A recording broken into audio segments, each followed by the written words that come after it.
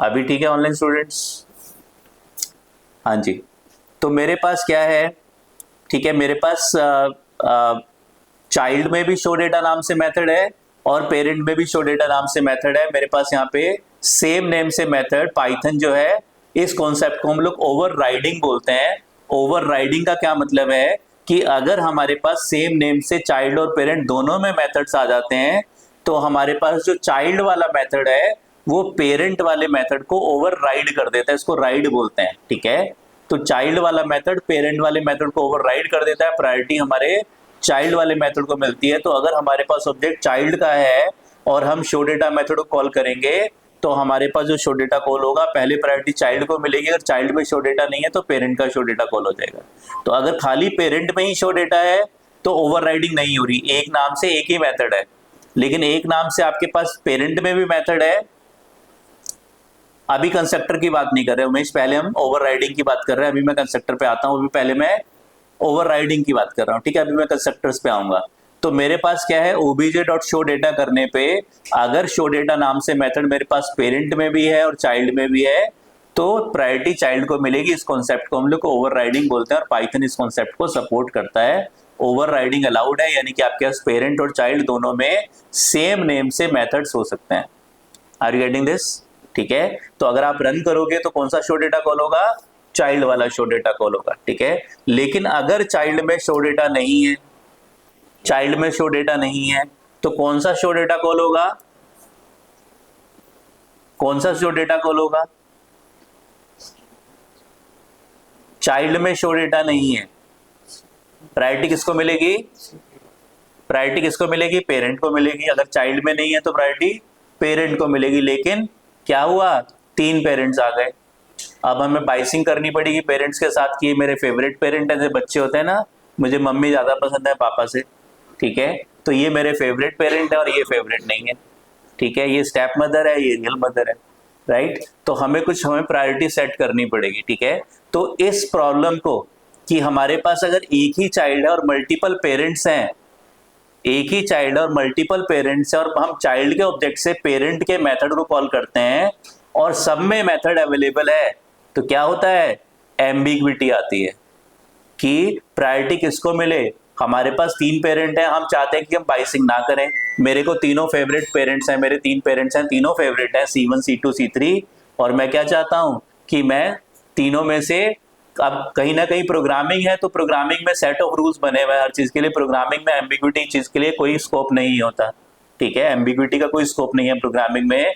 तो हमारे पास क्या होगा, अगर C4 का ऑब्जेक्ट है और चाइल्ड में शो डेटा नहीं है, तो C1 C2 C3 किसका शो डेटा कॉल होगा? इसको हम क्या बोलते हैं? इसको हम एम्बिग्विटी बोलते हैं। किसके अंदर? जावा के अंदर, ठीक है।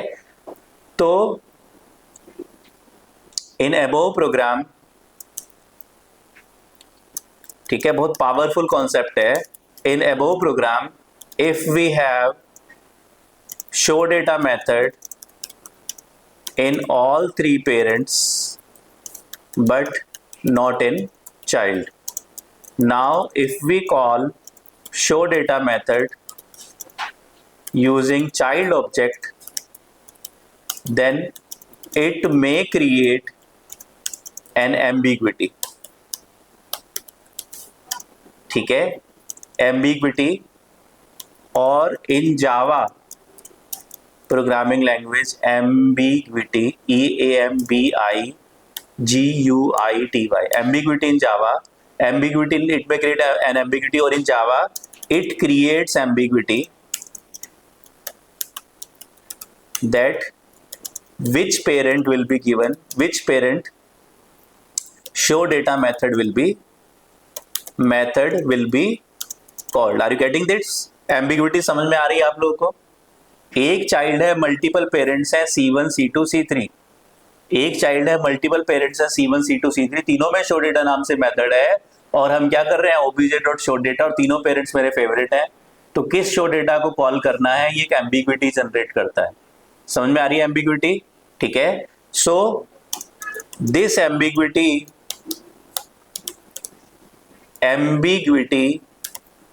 in Java is called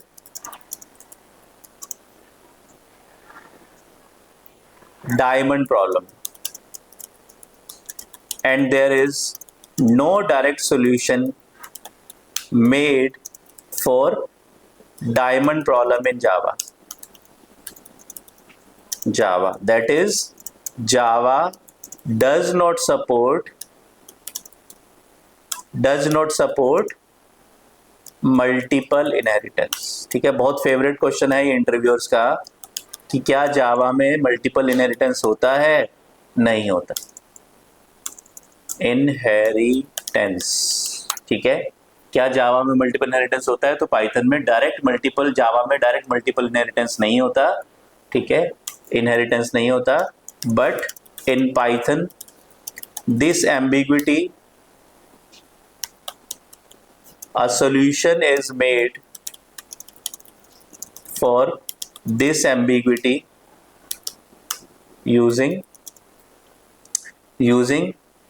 priority setting and making MRO, that is method resolution order. MRO, that is method resolution order. ठीक है, तो MRO नाम से हमारे पास एक वेरिएबल होता है यहाँ पे पाइथन में जो मेथड्स का रिजोल्यूशन हमें प्रोवाइड करता है. ठीक है, if there are multiple parents of one child then that is C1, C2, C3, then direct priority will be given from left to right as we mention parents name in child class. ठीक है, तो अगर आपके पास child में C1, C2, C3 है तो priority किसको मिलेगी? जिसको आपने लेफ्ट मोस्ट में मेंशन किया है. अगर C1 में भी शो डेटा है, C2 में भी शो डेटा है, C3 में भी शो डेटा है तो प्रायोरिटी C1 को मिलेगी.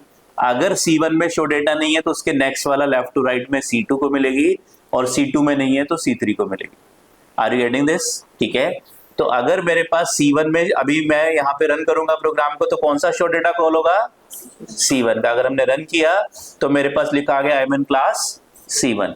ठीक है, और अगर C1 में शो डेटा नहीं है तो C2, I am in class C2, और अगर C2 में भी शो डेटा नहीं है तो आई एम इन क्लास C3. कोई डाउट है? ठीक है, तो पहले चाइल्ड को आपकी प्रायोरिटी मिलेगी, that is called overriding concept, और उसके बाद आपके पेरेंट्स को प्रायोरिटी मिलेगी. पेरेंट्स में जो सीक्वेंस है उस सीक्वेंस में प्रायोरिटी मिलेगी. ठीक है, नाउ ठीक है, next concept. Now if we have now in a above program, as we have multiple parents for one child, so to create variables of all parents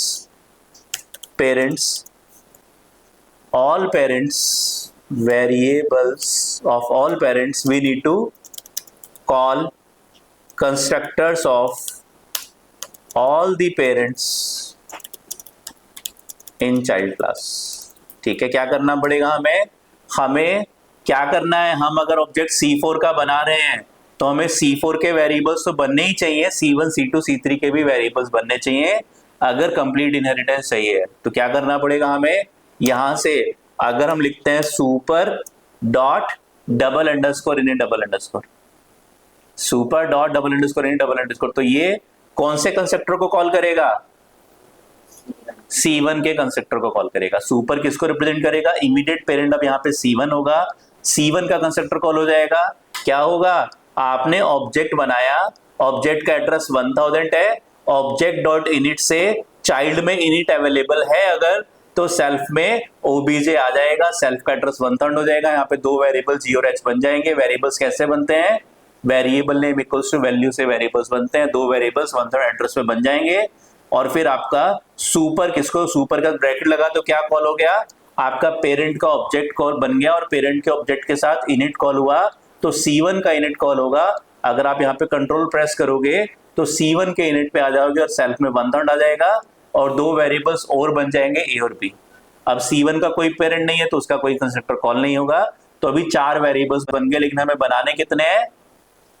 8 variables बनाने हैं। तो क्या करना पड़ेगा हमें? बाकी चिल्ड्रन को भी के भी कंस्ट्रक्टर्स को कॉल करना पड़ेगा। कैसे कॉल करोगे बताओ? C2 का इनिट कॉल करना है, कैसे कॉल करोगे?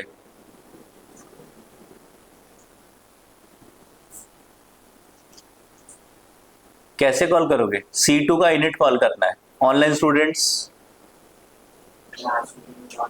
Very good. क्या करेंगे हम लोग? आपके पास इंस्टांस मेथड को कॉल करने का एक और सिंटेक्स है। अगर आप एग्जैक्ट मेथड किसी क्लास का कॉल करना चाहते हो, class name dot method name bracket object, ठीक है, comma rest of the arguments. तो आपके पास C2 डॉट इनिट किसको इनिट को रिप्रेजेंट करेगा? C2 के ही इनिट को रिप्रेजेंट करेगा, क्योंकि हमने C2 डॉट इनिट लिख दिया। तो L1 डॉट अपेंड को कॉल करने का दूसरा सिंटेक्स क्या है? List dot append bracket L1 comma element जिसको अपेंड करना है। ठीक है, हमने कल डिस्कस किया था, पहले भी डिस्कस किया है। तो class name dot method name bracket self से क्या होगा? आपका अब जो इनिट कॉल होगा वो C2 का ही कॉल होगा, और सेल्फ के पास 1/3 आ जाएगा, और फिर 2 वेरिएबल्स और बन जाएंगे C एंड D। इसी तरह से फिर हम क्या करेंगे? हम C3 के भी इनिट को कॉल कर लेंगे, डबल अंडरस्कोर ब्रैकेट में सेल्फ। तो अब आपके पास C3 का इनिट कॉल होगा, सेल्फ का एड्रेस 1000 है, वो C3 के इनिट के पास जाएगा, और यहाँ पे 2 वेरिएबल्स और बन जाएंगे E और F। अब आपके कंप्लीट वेरिएबल्स बन गए। अब अगर आप अपने प्रोग्राम में प्रिंट करोगे obj.a, obj.b, control C, control V, A, B, C, D, E, F, G, H और रन करोगे तो आपके पास सारे वेरिएबल्स बन जाएंगे। ऑब्जेक्ट किसका है? C4 का, पर ये सारे पेरेंट्स की प्रॉपर्टीज को एक्सेस कर पा रहा है obj.a, obj.b, obj.c up to obj.h से। कोई डाउट है? ऑनलाइन स्टूडेंट्स कोई डाउट है? हाँ जी, मनोज को नहीं है, विजय को नहीं है, शोएब को नहीं है, ठीक है, राइट, ठीक है, डन है। तो डायमंड प्रॉब्लम समझ में आ गई। मल्टीपल पेरेंट्स हैं तो एम्बिग्विटी होगी कि किस पेरेंट के प्रॉपर्टी को प्रायोरिटी देनी है, ठीक है। तो हमारे पास तो पाइथन में, जावा में क्या है, डायमंड प्रॉब्लम का सॉल्यूशन एक अलग कॉन्सेप्ट से बनाया गया है, ठीक है, इंटरफेस के कॉन्सेप्ट से। लेकिन डायरेक्टली जावा में मल्टीपल इनहेरिटेंस नहीं होता, इंटरफेस के थ्रू हम उसको अचीव कर लेते हैं। एक छोटा सा डाउट है। हाँ जी उमेश,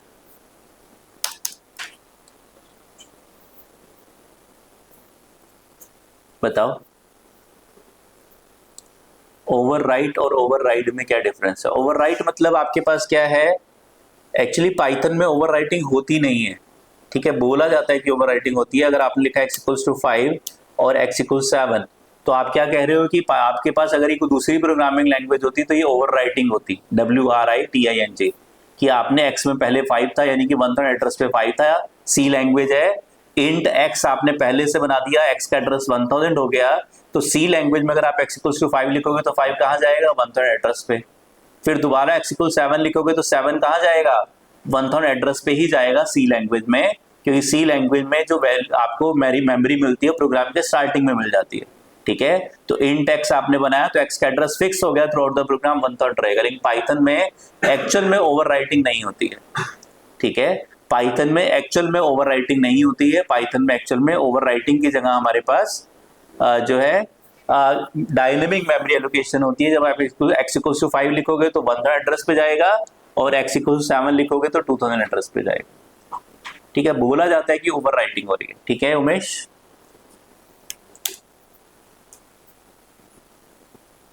और पाइथन में हर चीज बैकग्राउंड में ऑब्जेक्ट के थ्रू रेफर होती है, हर चीज, ठीक है। List, tuple, dictionary, customer class, manager class, function class खुद एक अपने आप में किसी क्लास का ऑब्जेक्ट बनेगी। अगर मैंने बनाया क्लास अपने प्रोग्राम में तो हर चीज बैकग्राउंड में एक ऑब्जेक्ट है। क्लास C1 पास, आपने क्या किया?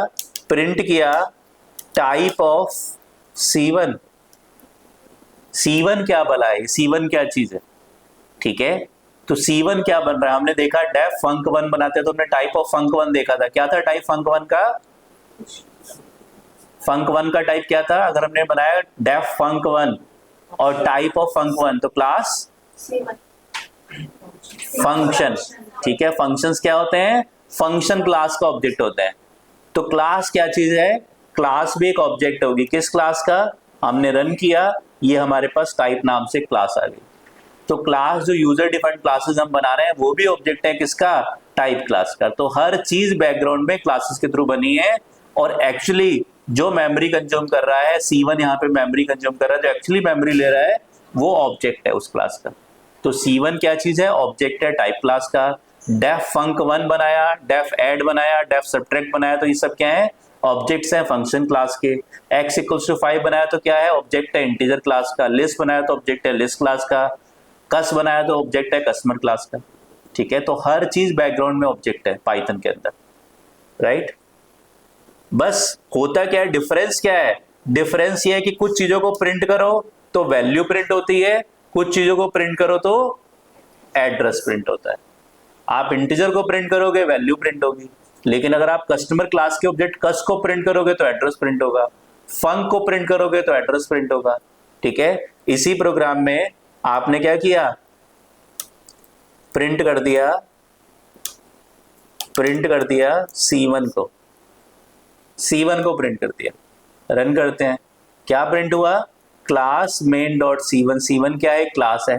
तो अब C1 को प्रिंट करने पे क्या प्रिंट हो रहा है, क्लास C1 लिखा हुआ है, अब एड्रेस नहीं आ रहा। तो अलग अलग टाइप के ऑब्जेक्ट्स को प्रिंट करने पे अलग अलग टाइप का डेटा प्रिंट होता है। Are you getting this. तो ये होता कैसे है, इसके बारे में अभी मैं थोड़ी देर में आपसे डिस्कस करूंगा कि पाइथन में जब आप इंटीजर को प्रिंट करते हो तो वैल्यू प्रिंट होती है, लिस्ट को प्रिंट करते हो वैल्यू, फंक्शन को प्रिंट करते हो तो एड्रेस, ठीक है, और क्लास को प्रिंट कर रहे हो तो लिखा हुआ है मेन C1, ठीक है। तो अलग अलग टाइप की चीजों को प्रिंट करने पे क्यों अलग अलग टाइप का डेटा प्रिंट हो रहा है, उसका पर्पस क्या है और ऐसा कैसे होता है, वो अभी हम शॉर्टली डिस्कस करने वाले हैं आज के लेक्चर में, राइट, ठीक है। तो पहले हम लोग कंप्लीट कर लें क्या अपना next inheritance, that is Aman multi threading आगे वाला कॉन्सेप्ट है बेटा। ऊप्स में कहा मल्टी थ्रेडिंग ला रहे हो, ठीक है, हाँ जी, राइट, ठीक है।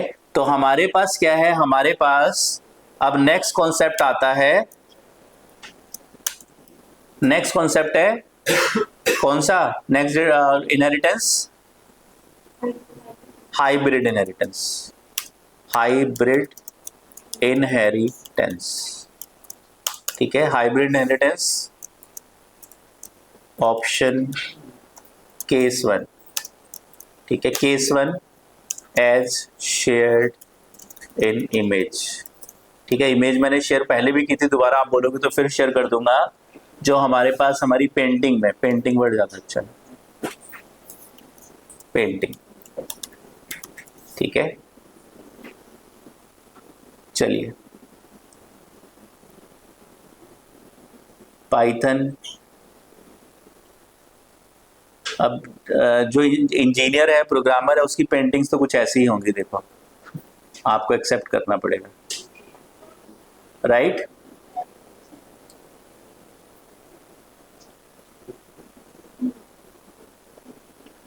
सो कौन सा इनहेरिटेंस है हमारे पास, हाइब्रिड इनहेरिटेंस,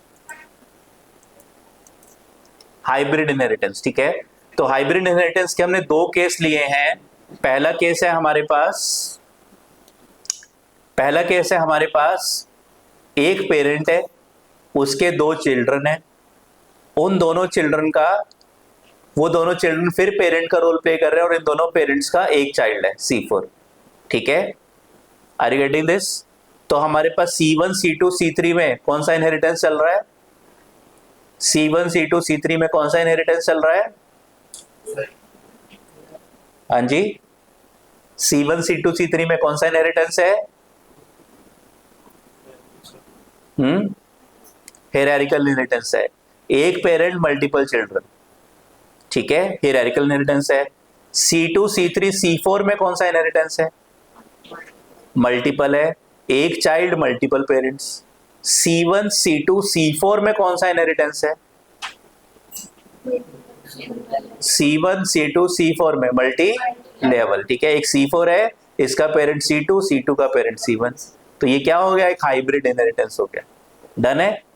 ऐसे यहां पे आते हैं, हाइब्रिड इनहेरिटेंस केस 2 है हमारे पास। C1 है, उसका चाइल्ड C2, C2 का चाइल्ड C4, कौन सा हो गया? C1 C2 C4 में मल्टीपल इनहेरिटेंस हो गया। और C2 C3 C4 में, C2 C3 C4 में ये हो गया हमारा multi level inheritance. C1 C2 C4 में मल्टी लेवल और C2 C3 C4 में मल्टीपल इनहेरिटेंस, एक चाइल्ड मल्टीपल पेरेंट्स। कोई डाउट है? तो ये दो अलग अलग केस हम लोग लेके चलते हैं। पहले हम बात करते हैं इस केस की, एक चाइल्ड, एक पेरेंट C1, उसके दो children C2 C3 as a parent और उन दोनों का एक चाइल्ड C4, ठीक है। तो C4 किसकी किसकी प्रॉपर्टी यूज कर सकता है? C2 C3 C1 की, पेरेंट्स की भी और ग्रैंड पेरेंट की भी, ठीक है। पर ग्रैंड पेरेंट जब इंटरव्यू देने जाओगे तो ग्रैंड पेरेंट मत बोलना, ठीक है। तो आपके पास C2 C3 की भी प्रॉपर्टीज केवल पेरेंट चाइल्ड ही बोला जाता है। तो C4 के C2 C3 भी पेरेंट है और C2 C3 के फिर C1 पेरेंट है, ठीक है। तो चाइल्ड पेरेंट की और पेरेंट के पेरेंट्स की भी प्रॉपर्टीज को यूज कर सकता है। डन है, ठीक है। चलिए, तो सबसे पहले, ठीक है, हमारे पास चाइल्ड को, पेरेंट को क्या बोलते हैं? पेरेंट का कुछ और भी नाम है, सुपर भी बोलते हैं या फिर सब क्लास भी बोलते हैं। सुपर भी बोलते हैं और भी कुछ बोलते हैं। चाइल्ड को चाइल्ड भी बोलते हैं, सब क्लास भी बोलते हैं और डिराइव्ड क्लास भी बोलते हैं। अपर क्लास नहीं सुना मैंने, ठीक है। पेरेंट सुपर और चाइल्ड सब और डिराइव्ड क्लास, ठीक है। ये हमारे कुछ कॉमन नेम्स हैं, तो आपको इंटरचेंजेबली नेम्स मिल सकते हैं कि आपके पास सब क्लास है, डिराइव्ड क्लास है या फिर चाइल्ड क्लास है, ठीक है। चलिए, तो hybrid inheritance case 1 as shared in painting, हमारे पास पहले वाले केस की बात करते हैं। सबसे पहले क्लास C1, एक पेरेंट है, ठीक है, एक पेरेंट है, दो चिल्ड्रन है और उन दोनों चिल्ड्रन का फिर एक कॉमन चाइल्ड है, ठीक है। तो that is class C1। Then def init self dot a equals to 1, self dot b equals to 2, def show data, then self dot print I am in class C1, I am in class C1। C1 एक parent है, इसके दो children है, that is C2। C2 का parent कौन है? C1, bracket में C1 आ गया, ठीक है। कंप्लीट इनहेरिटेंस करना है तो चाइल्ड में पेरेंट के कंस्ट्रक्टर को कॉल करना है, that is super dot init, या फिर आप सुपर की जगह class name dot method name bracket self भी लिख सकते हैं। डन है, ठीक है।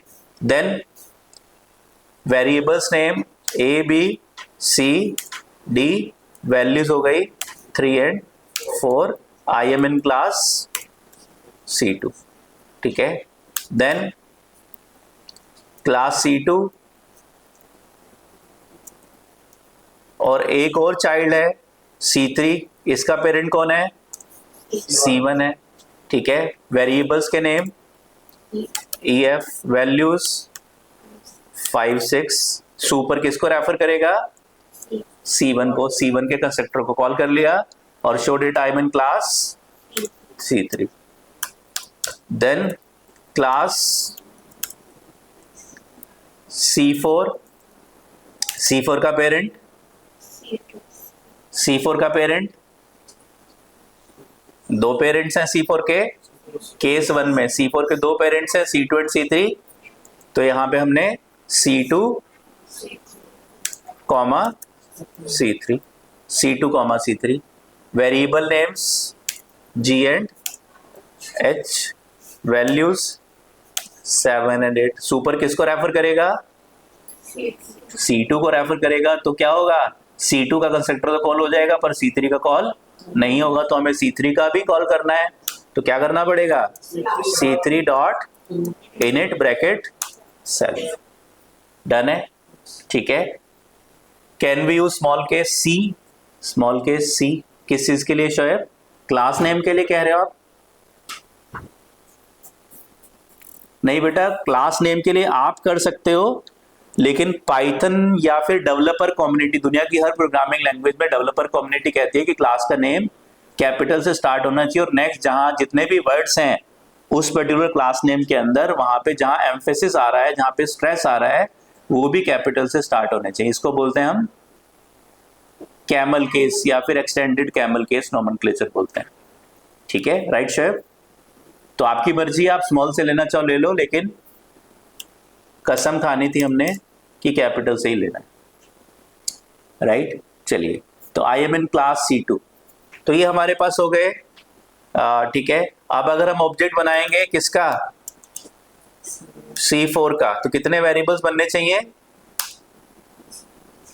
कितने वेरिएबल्स बनने चाहिए ऑनलाइन स्टूडेंट्स? ठीक ठीक लगाओ, कितने वेरिएबल्स बनने चाहिए? 8 वेरिएबल्स। ठीक है, C4 के अपने वेरिएबल्स, पेरेंट्स के और पेरेंट्स के पेरेंट के। डन है, तो C4, C2, C3 और C1। ठीक है, कितने वेरिएबल्स बनेंगे? 8 वेरिएबल्स बनेंगे। कोई डाउट है? ठीक है, तो हमने यहाँ पे चेक कर लेते हैं क्या सारे वेरिएबल्स बन गए। obj dot a comma obj dot b comma control C v। ठीक है, obj dot a, obj dot b, obj dot c, obj dot d, obj dot e, obj dot f, obj dot g, obj dot h। Run करते हैं, अगर सारे variables बन गए होंगे तो एरर नहीं आएगा, एरर नहीं आना। ठीक है, all variables are created. Then हमने क्या किया, obj डॉट शो डेटा, किसका शो डेटा कॉल होगा ऑनलाइन स्टूडेंट्स, किसका शो डेटा कॉल होगा C4 का। पहले चाइल्ड को प्रायोरिटी मिलेगी, ओवरराइडिंग होगी, चाइल्ड को प्रायोरिटी मिलेगी। आई एम इन क्लास C4, यहां पे मैं लिख देता हूं C4, C3, C2, C1। ठीक है, तो हमने रन किया तो मेरे पास आगे लिखा हुआ आई एम इन क्लास C4। कोई डाउट है? कोई डाउट है? नहीं है। ठीक है, तो हमारे पास अगर शो डेटा है यहाँ पे, तो प्रायोरिटी किसको मिली? C4 को प्रायोरिटी मिली। ठीक है, C4 में नहीं है तो किसको प्रायोरिटी मिलेगी? ऑनलाइन स्टूडेंट्स, ऑफलाइन स्टूडेंट्स, किसको प्रायोरिटी मिलेगी? C2 को। C4 के ब्रैकेट में जो इमीडिएट पेरेंट्स दो हैं C2, C3, उसमें पहला C2 है, लेफ्ट टू राइट हमारा हायरार्की फॉलो होगी तो C2 को प्रायोरिटी मिलेगी। हमने रन किया तो हमारे पास आ गया I am in class C2। Are you getting this? C2 में शो डेटा नहीं है तो प्रायोरिटी किसको मिलेगी? C2 में शो डेटा नहीं है तो C3 को, क्योंकि इमीडिएट पेरेंट C2 और C3 है तो आई एम इन क्लास C3। और C3 में भी नहीं है तो C1, C3 में भी नहीं है तो C1, यानी कि आपका जो चाइल्ड है वो सारे पेरेंट्स के मेथड्स को एक्सेस कर पा रहा है। राइट, यहां तक हमारा हो गया case 1 of hybrid inheritance as shared in the painting. आगे चलते हैं, control C, control V। Next case है हमारे पास हाइब्रिड इनहेरिटेंस के अंदर case 2 as shared in the painting, as shared in the painting. ठीक है, तो हमारे पास सेकंड केस है C1 का एक चाइल्ड C2, C2 का एक चाइल्ड C4 और C4 के दो पेरेंट C2, C3। डन है? ठीक है, कोई डाउट है? इस वाले इनहेरिटेंस को हमें इंप्लीमेंट करना है। कैसे करेंगे? अपने प्रोग्राम पे चलते हैं। सबसे पहले C1 का कोई पेरेंट है? C1 का कोई पेरेंट है? नहीं है। ठीक है, C2 का कोई पेरेंट है? C1 है। ठीक है, तो डेफ इनिट सेल्फ सुपर किसको रेफर करेगा? C2 को, और C2 में शो डेटा है और C2 का पेरेंट C1 हो गया। C3 का पेरेंट? C3 का पेरेंट कोई नहीं है। ठीक है, आपने अपनी पेंटिंग में देख लो, C3 का कोई पेरेंट नहीं है। एग्री? ठीक है, C3 का कोई पेरेंट नहीं है। ठीक ठीक लगाओ, इतनी प्यारी सी आवाज तो आ रही है। Other students are getting my voice? आ रही है? Manoj please check your mic और रीजॉइन।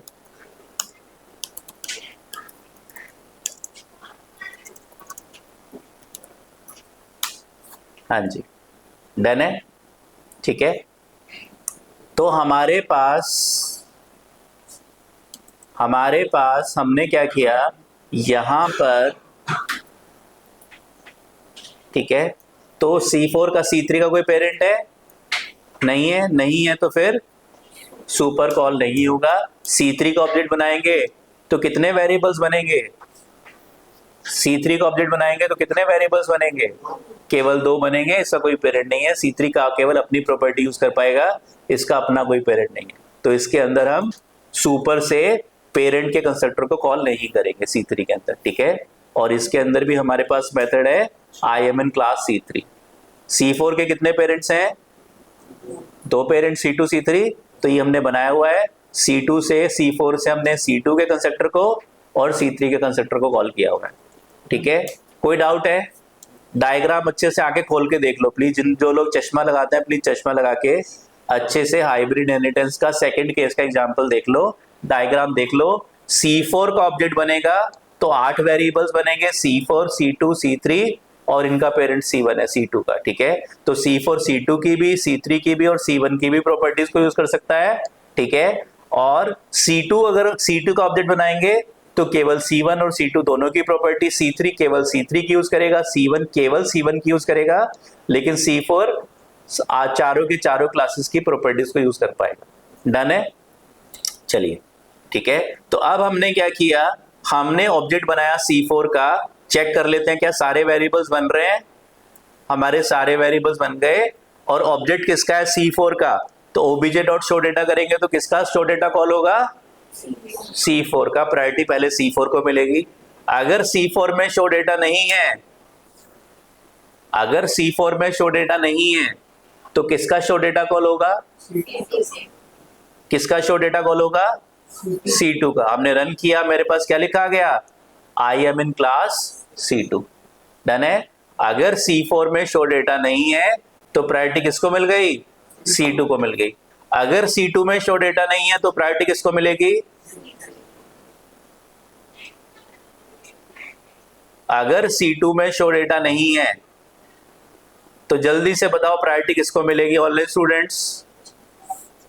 अगर C4 में showData नहीं है और C2 में भी showData नहीं है तो प्रायोरिटी किसको मिलेगी? जल्दी से चैट विंडो में लिख दो, फिर आगे चलते हैं। ऑनलाइन वाले बच्चे आज कम पार्टिसिपेट कर रहे हैं थोड़ा सा।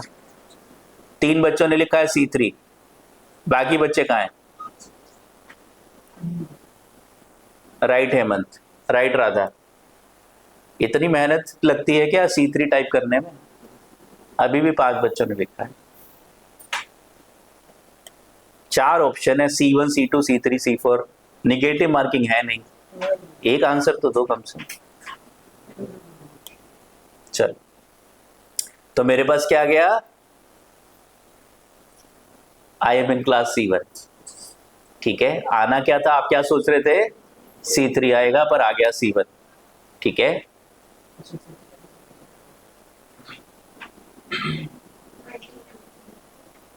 ठीक है, तो प्रायोरिटी किसको मिली? यहां पे हमारे पास एम्बिग्विटी आई पर पाइथन में एम्बिग्विटी नहीं है।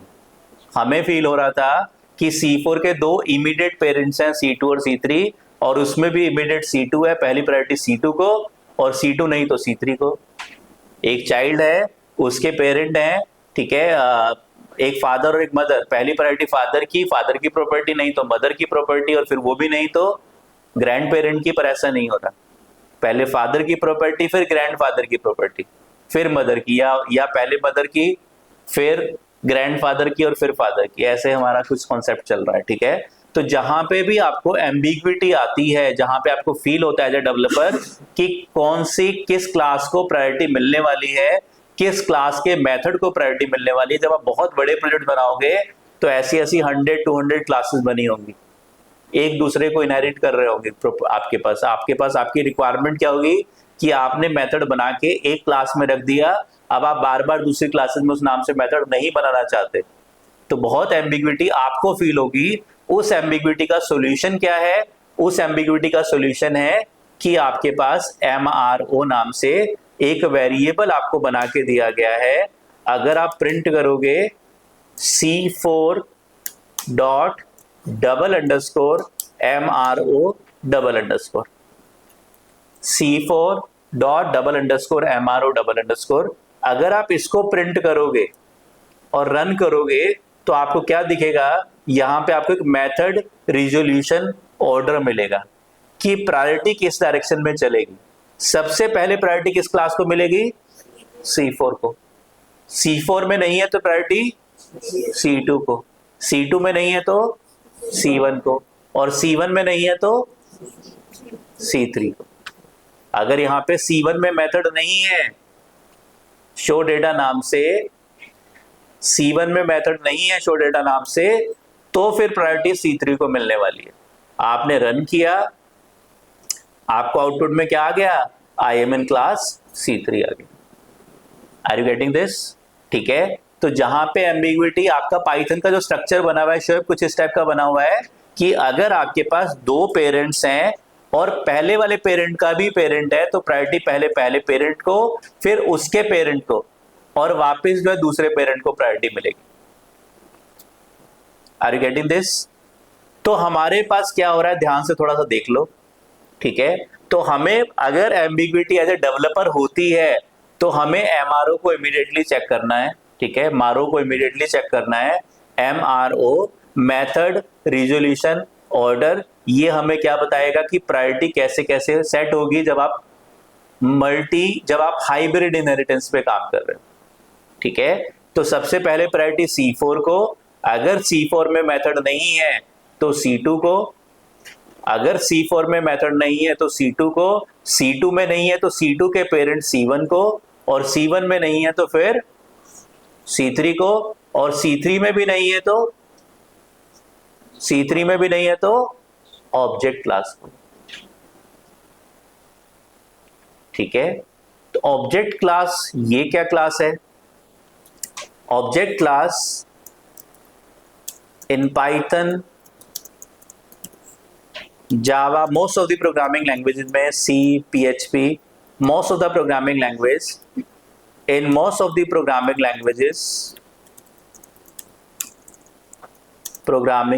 languages, Python, Java, C, PHP, most of the programming languages में, ठीक है, etc. all classes means user defined और predefined, यूजर डिफाइंड और प्रीडिफाइंड। अभी बताता हूं Roshni. In most of the programming language, Python, Java, C, PHP, all classes के अंदर, ठीक है, all classes have one common parent class, that is object class. Object class is the parent to all user defined and predefined classes. MRO क्या चीज है? कोई function है, कोई वेरिएबल है, या कोई क्लास है। आइडेंटिफायर्स आपने पढ़े तीन तरह के, variable name, function name, class name. तो MRO क्या चीज है? एक वेरिएबल है। फंक्शन होता तो कैसे एक्सेस करते? ब्रैकेट लगा के एक्सेस करते। Are you getting this? तो ये क्या चीज है? एक वेरिएबल है। कहां बना हुआ है? कहां बना हुआ है? ऑब्जेक्ट क्लास के अंदर बना हुआ है। Object class is the parent to all user defined and pre defined classes. Object class is the parent to all user defined and pre defined classes. और MRO नाम का जो वेरिएबल है ये हमें मेथड रिजोल्यूशन ऑर्डर देता है, और ये बना कहां पे है? ये बना ऑब्जेक्ट क्लास के अंदर है। Are you getting this? ठीक है, डन है। तो हमारे पास जब आप अपने प्रोग्राम में किसी भी क्लास के बारे में देखते हो, ठीक है, तो अभी रोशनी का क्वेश्चन था कि क्या हमें MRO चाइल्ड से ही एक्सेस करना है, नहीं आप किसी भी क्लास की बात कर लो, C3 की बात कर लो, डॉट डबल अंडरस्कोर MRO। तो ये क्या बताएगा कि अगर आप अपने प्रोग्राम में C3 का ऑब्जेक्ट बनाते हो तो प्रायोरिटी क्या होगी। ठीक है, तो अगर आप रन करोगे तो आपको क्या मिलेगा, C3 का कोई पेरेंट था नहीं था, तो C3 और C3 के बाद C3 का पेरेंट ऑब्जेक्ट क्लास। ठीक है, तो MRO क्या बताता है कि जिस क्लास के ऊपर आपने MRO लगाया, कॉल किया, उस क्लास का अगर ऑब्जेक्ट बनाओगे तो प्रायोरिटी आपके मेथड्स को कैसे कैसे मिलेगी। डन है, कोई डाउट है रोशनी?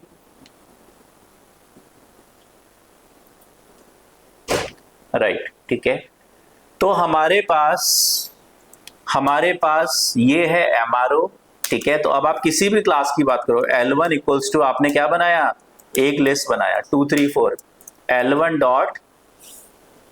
L1 डॉट देखो हमारे पास सबसे पहले जो मेथड्स आ रहे हैं कौन कौन सी क्लासेस के आ रहे हैं, लिस्ट क्लासेस के आ रहे हैं। उसके बाद म्यूटेबल सीक्वेंस कोई क्लास है जो क्या होगा, पेरेंट होगा लिस्ट क्लास का। Are you getting this? ठीक है, तो म्यूटेबल क्लास क्या होगा, एक पेरेंट होगा लिस्ट क्लास का, उसके मेथड्स आ रहे हैं। फिर लिस्ट ये क्या आ गया, ऑब्जेक्ट क्लास आ गया। Are you getting this? ये ऑब्जेक्ट क्लास आ गया, ऑब्जेक्ट क्लास के अंदर str मेथड है।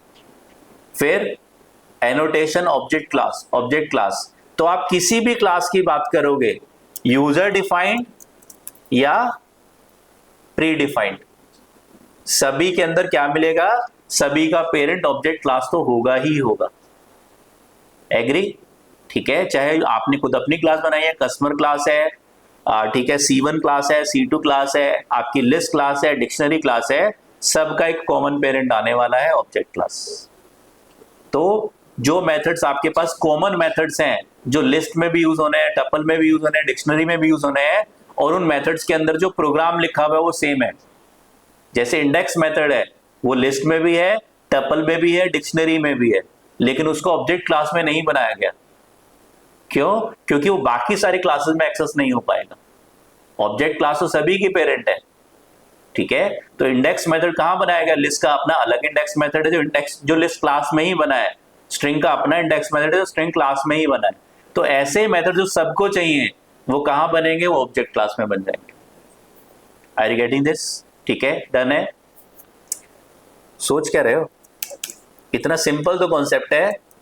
अगर जिस फ्लो से मैं आप लोग को पढ़ाते हुए लेके आ रहा हूं, उस फ्लो से अगर आपने सही से थोड़ी भी प्रैक्टिस करी है तो ये सिंपल कॉन्सेप्ट्स हैं, कोई डिफिकल्ट कॉन्सेप्ट्स नहीं है। Object class is the parent to all user defined and pre defined classes. और अब हम लोग ऊप्स पढ़ने के बाद बच्चों का लेवल बहुत ऊपर चला जाता है। ठीक है, जो बैकग्राउंड जितने भी बड़े प्रोजेक्ट्स इंडस्ट्री के सारे ऊप्स से बनते हैं, और जितने भी पाइथन के अंदर लाइब्रेरीज है, प्री डिफाइंड कॉन्सेप्ट्स है, थोड़ी भी बड़ी लाइब्रेरी होगी, सारी लाइब्रेरीज क्लासेस ऊप्स के थ्रू ही बनी होंगी।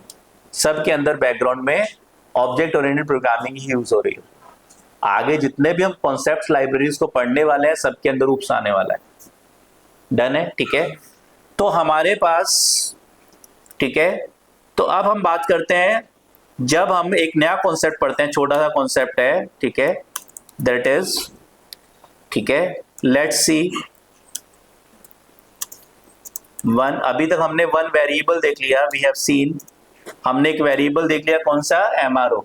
अब हम देखते हैं, let's see one method of which class, object class. हम एक ऑब्जेक्ट क्लास का एक मेथड देखते हैं, कौन सा मेथड है, method name is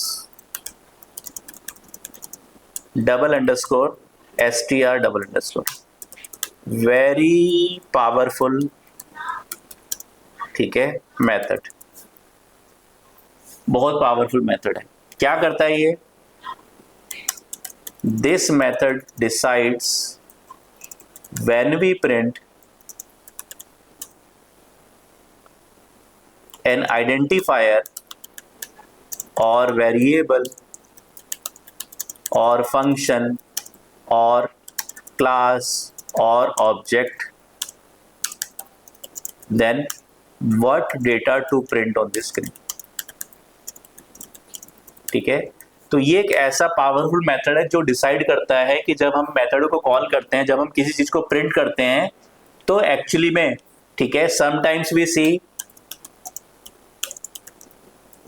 C values are printed on screen using print function, ठीक है। sometimes addresses are printed and sometimes some other syntax is printed, other text is printed. How this is possible?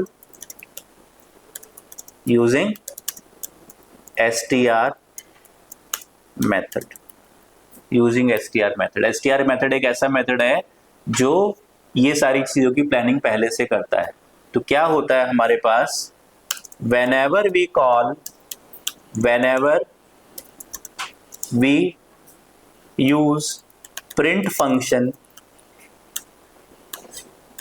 in our program, whenever we call print function in our program, then this function firstly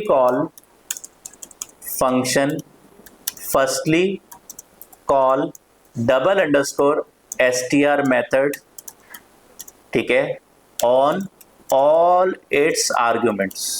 ठीक है, ध्यान से देख लेना आप लोग please, बहुत powerful concept है, कोई कहीं मिलेगा नहीं आपको। whenever we use print function in our program, then first this function firstly call str method on all its arguments, and whatever value is returned from this method is actually printed on the screen,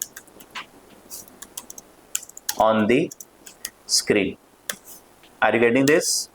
क्या कहना चाहता हूं मैं, जब आप अपने program में लिखते हो print a equals to 5, l equals to 10, 20, 30, आप लिखते हो print a comma l, then how above print statement will work? ठीक है, कैसे ये प्रिंट स्टेटमेंट काम करेगा, ये सबसे पहले अपने सारे आर्गुमेंट्स पे, कितने आर्गुमेंट्स है प्रिंट के अंदर, 2 आर्गुमेंट्स a और l, ठीक है, 2 आर्गुमेंट्स है a और l। तो ये प्रिंट स्टेटमेंट कैसे काम करेगा, ये प्रिंट स्टेटमेंट पहले सारे आर्गुमेंट्स के ऊपर double underscore str double underscore method को कॉल करेगा, और उससे जो वैल्यू रिटर्न होकर आएगी उसको एक्चुअली में स्क्रीन के ऊपर प्रिंट करेगा। तो कैसे कॉल होगा method, firstly print will call double underscore str method on a as well l, ठीक है। कैसे कॉल होगा बताओ, कैसे मेथड कॉल होते हैं, object name dot method name, object name a dot double underscore str double underscore, और l dot double underscore str double underscore. क्या है str मेथड्स हैं, ठीक है। Now whatever output comes from above 2 methods is actually printed on the screen, actually printed on the screen। Are you getting this? ठीक है, क्या कहना चाहता हूं मैं, मेरे पास क्या है, a इक्वल्स टू क्या है, 5 है, a इक्वल्स टू 5 है, और l इक्वल्स टू क्या है, 10, 20, 30। तो पहले मेरे पास क्या जनरेट होता है, इंटरमीडिएट a, इंटरमीडिएट जनरेट होगा, कैसे, a dot double underscore str double underscore, ठीक है, और फिर l dot double underscore l intermediate equals to l dot double underscore str double underscore. Are you getting this? Print type of a, print type of l, print type of a, type of l। अगर आपने run किया तो आपके पास output में क्या आ गया, type of a underscore intermediate and print type of l underscore intermediate. Actually में print क्या हो रहा है, a और l प्रिंट नहीं हो रहा, आपके पास a और l का इंटरमीडिएट निकलेगा और वो प्रिंट होगा। यानी कि ए और एल के ऊपर एसटीआर मेथड कॉल होगा और उससे जो वैल्यू रिटर्न हो के आएगी, मेथड मतलब एक फंक्शन कॉल होगा, उससे जो वैल्यू रिटर्न हो के आएगी वो स्क्रीन पे प्रिंट होगी। और अगर मैं देखता हूं इंटरमीडिएट्स का टाइप क्या है, तो क्या टाइप होगा? स्ट्रिंग होगा। Very good, class string. ठीक है, class string. So this double underscore STR method always returns string type of data. So in Python, both input and print function always works on double underscore str double underscore always works on string type of data. What is the exactly use of this method? अभी बता रहा हूं आपको, वही method ही बता रहा हूं। क्या बताना चाह रहा हूं मैं, हमारे पास मनोज क्या है, str मेथड क्या करता है, हमेशा क्या रिटर्न करता है? स्ट्रिंग टाइप का डेटा रिटर्न करता है। ठीक है, str मेथड जहां बना होगा वो क्या रिटर्न कर रहा होगा? str मेथड कॉल होगा। कैसे कॉल होता है method? Object name dot method name. Method के पास ए कहां चला जाएगा? सेल्फ के पास चला जाएगा। ए का टाइप क्या है? इंटीजर। पहले वो इंटीजर वैल्यू स्ट्रिंग में कन्वर्ट होगी। अगर आप ए इंटरमीडिएट का टाइप चेक करोगे तो स्ट्रिंग में कन्वर्ट होगी और फिर प्रिंट होगी। तो प्रिंट फंक्शन हमेशा क्या प्रिंट करता है? स्ट्रिंग को ही प्रिंट करता है। और इनपुट फंक्शन हमेशा क्या इनपुट लेता है? स्ट्रिंग को ही इनपुट लेता है। Are you getting this? Input function हमेशा इनपुट ही स्ट्रिंग ही इनपुट कराता है और प्रिंट फंक्शन भी हमेशा स्ट्रिंग को ही प्रिंट करता है। अगर हम कोई इंटीजर, फ्लोट, कस्टमर, किसी भी टाइप का डेटा, सेल्फ, किसी भी टाइप का डेटा प्रिंट के अंदर पास करते हैं तो पहले वो डेटा एक स्ट्रिंग में कन्वर्ट होता है एसटीआर मेथड के थ्रू और फिर वो स्क्रीन के ऊपर प्रिंट होता है। Are you getting this? ठीक है, डन है। तो मेरे पास ये सारे कॉन्सेप्ट्स मैंने आपको क्यों बताया? आप अगर आप प्रिंट करोगे किसको, एक्चुअल में ए और एल प्रिंट नहीं होंगे। क्या प्रिंट होंगे? ए और एल इंटरमीडिएट। पहले ए और एल कन्वर्ट होंगे और फिर वो प्रिंट होंगे। तो प्रिंट क्या होगा? जब आप ए को प्रिंट करोगे तो क्या प्रिंट होगा? देखने में क्या लगेगा आपको कि आप इंटीजर प्रिंट कर रहे हो। आपको देखने में लगेगा कि आप इंटीजर प्रिंट कर रहे हो, पर एक्चुअली में क्या प्रिंट हो रहा है? स्ट्रिंग प्रिंट हो रही है। आपने रन किया, आपके पास स्क्रीन पे क्या आ गया? 5 प्रिंट हो गया ए इंटरमीडिएट को प्रिंट करने पे और लिस्ट प्रिंट हो गई। लेकिन आपने ए इंटरमीडिएट और एल इंटरमीडिएट का टाइप चेक किया तो क्या आ रहा है? स्ट्रिंग आ रहा है। दोनों का टाइप क्या आ रहा है? स्ट्रिंग आ रहा है। जो देखने में आपको जो स्ट्रिंग लग रही है वो स्ट्रिंग्स नहीं है, वो जो लिस्ट और इंटीजर लग रहे हैं वो लिस्ट और इंटीजर नहीं है, वो स्ट्रिंग्स हैं। लेकिन स्ट्रिंग्स को जब स्क्रीन पे प्रिंट करते हैं तो डबल कोट्स हट जाते हैं, रिमूव हो जाते हैं, दिखाई नहीं देते हैं। डन है? ठीक है। तो अब पाइथन क्या करता है? पाइथन आपके पास जब इसके पास इंटीजर मेथड आता है तो इंटीजर क्लास के अंदर जो एसटीआर मेथड बना हुआ है, इंटीजर क्लास के अंदर जो एसटीआर मेथड बना हुआ है वो क्या करता है? बट इस आउटकम पे आपके पास जब डेटा बेटा स्क्रीन पे प्रिंट कर दिया तो उसके बाद आपको कुछ नहीं करना है उस डेटा पे। प्रिंट करने के बाद आप कैसे कोई मेथड, स्क्रीन पे अगर कोई डेटा आ चुका है तो उस पर कोई मेथड आपको रन नहीं करना। ठीक है, मैथमेटिकल फंक्शन नहीं रन करना, वो तो आप प्रिंट करने से पहले रन करोगे। अगर आपने अपने प्रोग्राम में लिखा print a multiplied by b, तो पहले a और b का मल्टीप्लीकेशन होगा, उसका जो रिजल्ट आएगा उसके ऊपर str मेथड कॉल होगा और उससे जो वैल्यू रिटर्न होके आएगी वो स्क्रीन के ऊपर प्रिंट होगी। राइट मनोज? डन है। ठीक है, तो मेरे पास अगर मैं टाइप चेक कर रहा हूं a और l का तो मेरे पास स्ट्रिंग आ रहा है। और अब जो str मेथड है ये क्या हो रखा है? ये अलग अलग क्लासेस के अंदर ओवरराइड हो रखा है। str मेथड अलग अलग क्लासेस के अंदर ओवरराइड हो रखा है। जब आप यहाँ पे a.str मेथड कॉल करोगे तो str मेथड कहां बना होगा? कौन सी क्लास में? a किसका ऑब्जेक्ट है? a किसका ऑब्जेक्ट है? इंटीजर क्लास का ऑब्जेक्ट है। a की वैल्यू चेक करो 5 है।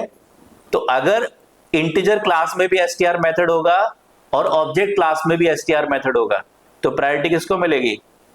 इंटीजर क्लास के, क्योंकि a ऑब्जेक्ट क्या है? a क्या है? इंटीजर क्लास का ऑब्जेक्ट है, और इंटीजर क्लास का पेरेंट कौन है? Object class. तो प्रायोरिटी पहले चाइल्ड को मिलेगी, और चाइल्ड में नहीं है तो पेरेंट को मिलेगी। तो आपके पास क्या होता है, अलग अलग क्लासेस के अंदर एसटीआर मेथड को ओवरराइड किया गया है।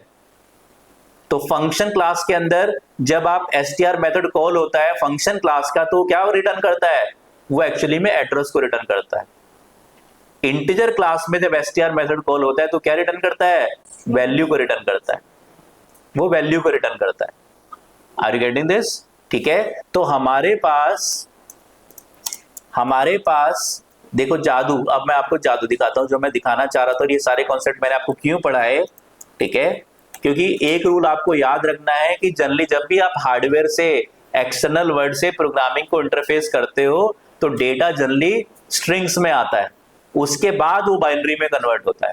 डेटा जनरली स्ट्रिंग्स में, आपकी जो स्ट्रीम्स हैं, आपको वीडियो एक्सेस करना है, ऑडियो एक्सेस करना है, डेटा जनरली स्ट्रिंग में आएगा पहले, फिर उसके बाद वो बाइनरी में जाएगा। तो डेटा आपके पास, आपको हार्ड डिस्क से इंटरेक्ट करना है, उसमें डेटा राइट करना है, आपको स्क्रीन पे डेटा राइट करना है, स्क्रीन से इनपुट कराना है, आपको पेन ड्राइव में राइट करना है। तो डेटा जनरली कहां पे आएगा? स्ट्रिंग फॉर्मेट्स में आएगा।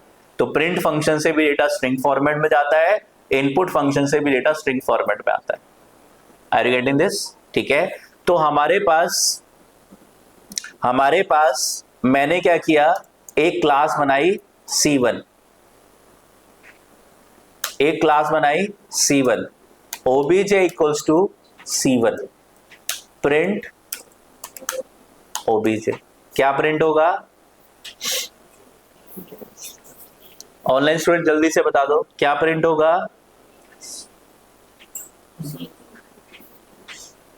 राइट शोएब, क्या प्रिंट होगा? एड्रेस प्रिंट होगा। किसी को डाउट है? आपने obj एक C1 क्लास का ऑब्जेक्ट बनाया, क्या प्रिंट होगा? एड्रेस प्रिंट होगा। किसी को डाउट है तो बता दो। जब भी हम यूजर डिफाइंड क्लासेस के ऑब्जेक्ट्स को प्रिंट करते हैं तो एड्रेस प्रिंट होता है। कोई डाउट तो नहीं है? वैल्यू एक्सेस करनी है तो क्या करना पड़ेगा? डॉट लगा के वैल्यूज एक्सेस होंगी, वेरिएबल्स एक्सेस होंगे, बनेंगे, एक्सेस होंगे। तो अभी तो बने ही नहीं, कोई वेरिएबल है ही नहीं ऑब्जेक्ट के साथ, ठीक है। तो लेकिन अब आपने obj को प्रिंट किया तो एड्रेस प्रिंट हुआ। कैसे एड्रेस प्रिंट हो रहा है? एक्चुअली पहले क्या कॉल हो रहा है? obj dot double underscore str double underscore method call हो रहा है। जब भी आप प्रिंट फंक्शन कॉल करते हो तो ब्रैकेट में 5 आर्गुमेंट है, पांचों के ऊपर str मेथड कॉल होता है। str मेथड कहां बना है? आपने C1 में तो बनाया नहीं, कहां बना है? ऑब्जेक्ट क्लास के अंदर बना हुआ है। तो ऑब्जेक्ट क्लास का जो str मेथड है वो क्या रिटर्न करता है? वो एड्रेस को रिटर्न करता है। तो एक्चुअली पाइथन में हर चीज क्या है? ऑब्जेक्ट है। तो जब str मेथड आपकी ऑब्जेक्ट क्लास का आता है, कॉल होता है, तो क्या प्रिंट होता है? तो आपका एड्रेस प्रिंट होता है। लेकिन अगर आपका str मेथड किसी दूसरी क्लास का आएगा तो उसकी मर्जी है कि उसको क्या रिटर्न करना है, क्या प्रिंट कराना है। Are you getting this? ठीक है, तो पहले str मेथड कॉल होगा किसका? ऑब्जेक्ट क्लास का, और वो मेथड क्या रिटर्न कर रहा है? वो एक एड्रेस रिटर्न कर रहा है, और प्रिंट फंक्शन उस एड्रेस को स्क्रीन पे प्रिंट कर रहा है। Are you getting this? अब पावरफुल कॉन्सेप्ट क्या, मैंने क्या किया? Def double underscore str double underscore और return set path, return set path. बताओ क्या होगा?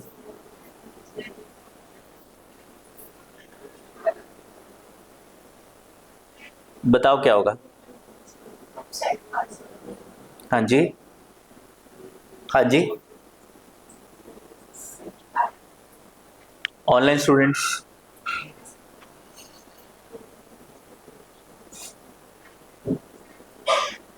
Online students,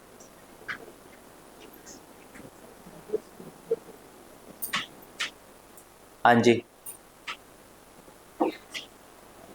online students, offline student, जल्दी से देख के बताओ। बैक बेंचर्स, जल्दी से देख के बताओ क्या प्रिंट होगा? हाँ जी, नहीं आ रहा समझ में? क्या होगा? सबसे पहले प्रिंट फंक्शन क्या करता है? जो भी वैल्यू प्रिंट करते हो, प्लीज आप लोग सुन लो, जब भी आप प्रिंट फंक्शन यूज करते हो तो प्रिंट फंक्शन क्या करता है? प्रिंट फंक्शन आर्गुमेंट्स के ऊपर str मेथड कॉल करता है। str क्या है, एक मेथड है, कैसे कॉल होगा, object name dot method name से कॉल होगा। अब आपका ऑब्जेक्ट किस क्लास का है, C1 क्लास का। str मेथड C1 क्लास के अंदर भी आपने बना दिया और ऑब्जेक्ट क्लास के अंदर भी है। प्रायोरिटी किसको मिलेगी, प्रायोरिटी किसको मिलेगी, C1 क्लास को। क्यों, C1 चाइल्ड है और ऑब्जेक्ट क्लास पेरेंट है। पेरेंट को प्रायोरिटी मिलेगी या चाइल्ड को, चाइल्ड को। तो आपने जब obj.str मेथड कॉल किया तो ऑब्जेक्ट क्लास का str मेथड कॉल नहीं होगा, अब किसका मेथड कॉल होगा, चाइल्ड का str मेथड कॉल होगा। ठीक है, अब चाइल्ड का मेथड कॉल हुआ और इसने क्या रिटर्न कर दिया, setpa। तो आपके पास जब प्रिंट होगा तो क्या प्रिंट होता है, जो आपका str मेथड रिटर्न करता है वो आपके पास आउटपुट पे प्रिंट हो जाता है। तो अब आप रन करोगे तो आपके पास आउटपुट पे setpa प्रिंट हो रहा है। तो कभी वैल्यू, कभी एड्रेस, कभी कुछ और प्रिंट होता है। कैसे पॉसिबल है, हर क्लास क्या करती है, str मेथड को अपनी क्लास के अंदर ओवरराइड कर देती है। Are you getting this, str हर क्लास क्या करती है, जब आप लिस्ट क्लास के अंदर प्रिंट करते हो, जब आप डिक्शनरी को प्रिंट करते हो तो वैल्यू प्रिंट हो रही है, आप कस्टमर को कस को प्रिंट कर रहे हो तो एड्रेस प्रिंट हो रहा है। ठीक है, इसके अलावा कोई तीसरी क्लास प्रिंट करोगे तो कुछ और टेक्स्ट प्रिंट होगा, फंक्शन को प्रिंट करोगे तो एड्रेस प्रिंट होगा। तो कैसे पॉसिबल होता है कि आपके पास जो क्लासेस हैं, हर एक क्लास अपने अंदर भी, ऑब्जेक्ट क्लास के अंदर तो str मेथड बना है, बाकी इंडिविजुअल क्लासेस के अंदर भी str मेथड बना है, जो क्या करती हैं, आपके ऑब्जेक्ट क्लास के str मेथड को ओवरराइड कर देती हैं। चाइल्ड में भी str मेथड आ गया, पेरेंट में भी, तो चाइल्ड वाले str मेथड ने पेरेंट वाले str मेथड को ओवरराइड कर दिया। ओवरराइड पाइथन में अलाउड है ओवरराइडिंग।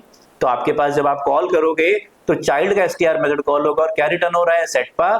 तो स्क्रीन पे setpa प्रिंट हो गया। तो जो आप चाहते हो, जो इंटीजर क्लास चाहेगी वो प्रिंट होगा। तो एक स्टैंडर्ड नहीं रहा कि पाइथन में जब भी वेरिएबल को प्रिंट करोगे, जब भी ऑब्जेक्ट को प्रिंट करोगे तो एड्रेस प्रिंट नहीं होगा। एक स्टैंडर्ड को हटा दिया गया और str मेथड ने अपने आपके डिसीजन को ओवरटेक कर लिया कि क्या प्रिंट होना है। str मेथड डिसाइड करता है जिस क्लास का ऑब्जेक्ट है कि क्या प्रिंट स्क्रीन पे करना है हम। आर यू गेटिंग दिस, कोई डाउट है, कोई डाउट है, नहीं है, ठीक है। ऊप्स में मल्टी थ्रेडिंग होती है। ऊप्स में मल्टी थ्रेडिंग बेटा एक कॉन्सेप्ट है जो आप ऊप्स के थ्रू भी कर सकते हो, बिना ऊप्स के भी कर सकते हो। ठीक है, एक्चुअली में मल्टी थ्रेडिंग फंक्शंस के थ्रू बनती है, बाकी आप ऊप्स के प्रोग्राम में मल्टी थ्रेडिंग डेफिनेटली इंप्लीमेंट कर सकते हो। राइट, यहां तक कोई प्रॉब्लम समझ में आ गया, str मेथड की पावर समझ में आ गई। तो हमारे पास क्या होता है, देखो मैंने क्या बताया था आपको, r equals to for loop चलाते हैं हम लोग, for i in range 5 print i। क्या प्रिंट करेंगे, क्या प्रिंट होगा, 0 to 4 प्रिंट होगा, कोई डाउट है, ठीक है। अब रेंज को मैंने क्या किया, कंट्रोल सी। रेंज क्या चीज है, जैसे लिस्ट एक क्लास है, इंटीजर एक क्लास है, कस्टमर एक क्लास है, वैसे रेंज भी एक क्लास है। आपने क्या किया, r equals to range 5 print करा r को। ये क्या है, रेंज क्या है, एक क्लास है, ब्रैकेट लगाया तो क्या बन गया, ऑब्जेक्ट बन गया उसका। रेंज एक क्लास है, उसका ब्रैकेट लगा दिया। ऑब्जेक्ट कैसे बनाते हो, क्लास नेम और ब्रैकेट लगा के, ऐसे तो ऑब्जेक्ट बनाते हो आप लोग। तो आपके पास क्या बन गया, ये एक ऑब्जेक्ट बन गया, किसका, किसका, टाइप ऑफ r। रन करो, क्लास रेंज, r क्या बन गया, एक ऑब्जेक्ट बन गया, किस क्लास का, रेंज क्लास का। अब आप प्रिंट करोगे r को, क्या प्रिंट होगा, प्रिंट करोगे r को, क्या प्रिंट होगा, रन करते हैं। ऑनलाइन स्टूडेंट्स राइट हेमंत, क्या प्रिंट होगा, रेंज 0,5। अभी तक आप किसी क्लास के ऑब्जेक्ट को प्रिंट करते थे, क्या प्रिंट होता था, या तो वैल्यू या एड्रेस। अब क्या प्रिंट हो रहा है, एक नया सिंटेक्स प्रिंट हो रहा है। किसने डिसाइड किया, str मेथड ने डिसाइड किया। आपकी रेंज क्लास के अंदर str मेथड बना होगा। जब प्रिंट r किया तो इसने क्या किया अपने प्रोग्राम में, सबसे पहले r dot double underscore str double underscore. अब ये str मेथड किसका कॉल होगा, रेंज क्लास का कॉल होगा। और रेंज क्लास का जो str मेथड है वो क्या रिटर्न कर रहा है, वो एक्चुअली में ये डेटा रिटर्न कर रहा है। Are you getting this? बताओ कोई डाउट है? तो पाइथन में जब आप अलग अलग टाइप के ऑब्जेक्ट्स को, अलग अलग टाइप के वेरिएबल्स को प्रिंट करते हो, तो कभी वैल्यू, कभी एड्रेस, और कभी कुछ और सिंटेक्स, कभी कुछ और टेक्स्ट स्क्रीन के ऊपर प्रिंट हो जाता है। All is being decided by the str method. ठीक है, डन है, ग्रेट। चलिए, तो ये हमारे पास हो गया, ये हमारे पास हो गया str मेथड का एक कॉन्सेप्ट हो गया। आगे चलते हैं, आगे चलते हैं।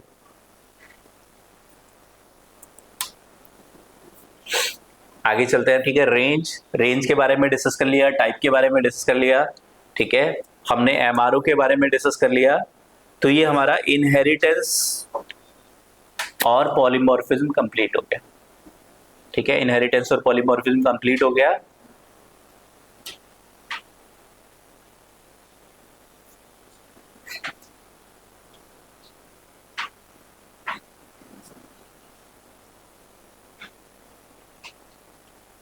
ऊप्स कितना बाकी है?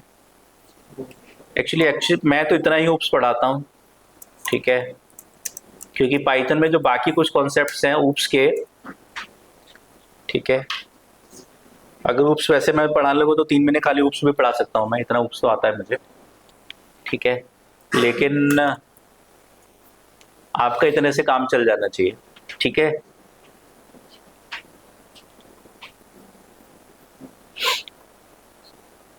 राइट,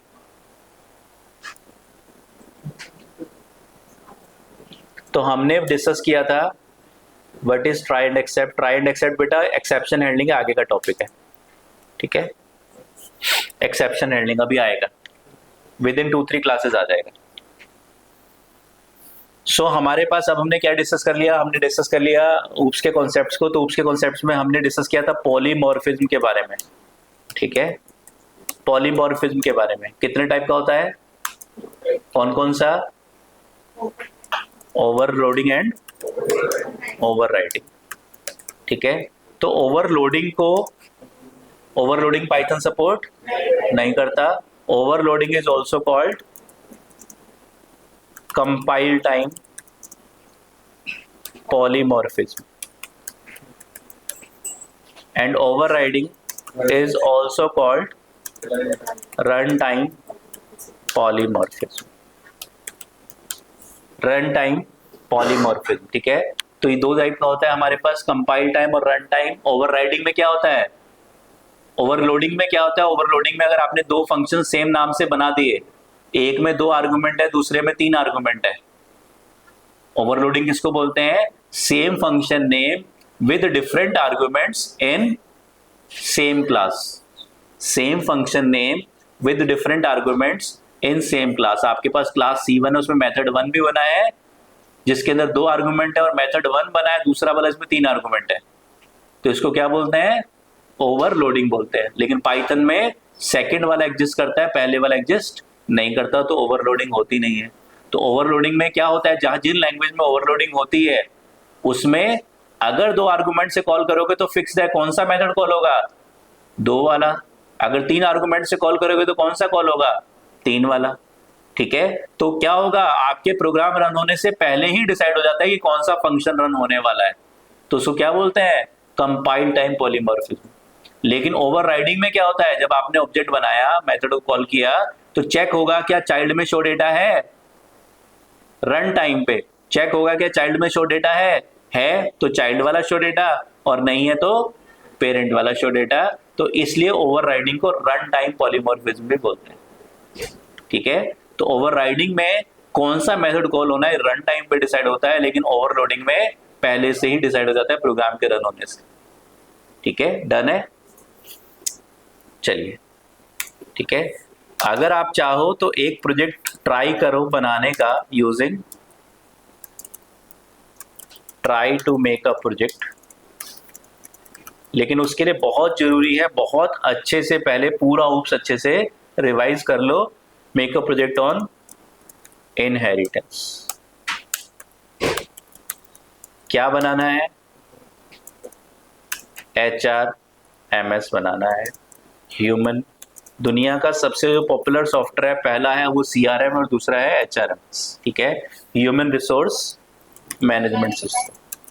कोई कंपनी इसमें 50 एम्प्लॉय होंगे तो उन एम्प्लॉयज का सारा डेटा मैनेज करना, कितनी सैलरी बन रही है, कितने प्रेजेंट्स हैं, कितने एब्सेंट्स हैं, कितने आपके हॉलीडेज हैं, कैसे बनेगी सैलरी, कौन से आपके PF ESIC क्या क्या आपके नॉर्म्स हैं, गवर्नमेंट कंप्लायंसेज हैं, उन सब के कोरस्पॉन्डिंग आपके पास HRMS के अंदर वो सारा डेटा एम्प्लॉयज का मैनेज होता है। एम्प्लॉय छोड़ के गया 10 साल बाद, 5 साल बाद किसी दूसरी कंपनी में वो ज्वाइन कर रहा है तो उसका वेरिफिकेशन आएगा, ठीक है, सेटपा के अंदर कि एम्प्लॉय आपके यहाँ 5 साल पहले जॉब करता था, क्या वाकई में करता था, इसका बिहेवियर कैसा था, एटीट्यूड कैसा था, सारा डेटा कहाँ रहता है, HRMS के अंदर रहता है, ह्यूमन रिसोर्स मैनेजमेंट सिस्टम के अंदर रहता है, ठीक है। तो आपको क्या करना है, HRMS यानी कि मीन्स एम्प्लॉय मैनेजमेंट सिस्टम बनाना, ठीक है। तो क्या करना है आपको, आपके पास 3 टाइप्स ऑफ एम्प्लॉयज है।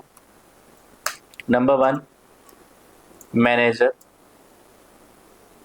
नंबर 2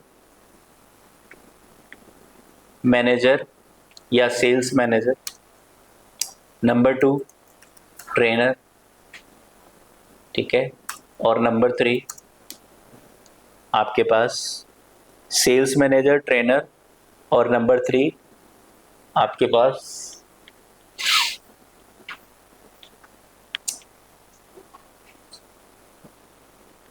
अप्रेंटिस, ठीक है मनोज, कुछ और एग्जांपल दे दो। ट्रेनर, सेल्स मैनेजर और HR, और कोई इंटर्न, और कोई एडमिन, चलो डायरेक्टर ले लेते हैं। कंपनी में बहुत मल्टीपल, बड़ी कंपनी में मल्टीपल डायरेक्टर्स होते हैं, ठीक है। 3 टाइप के एम्प्लॉयज हैं।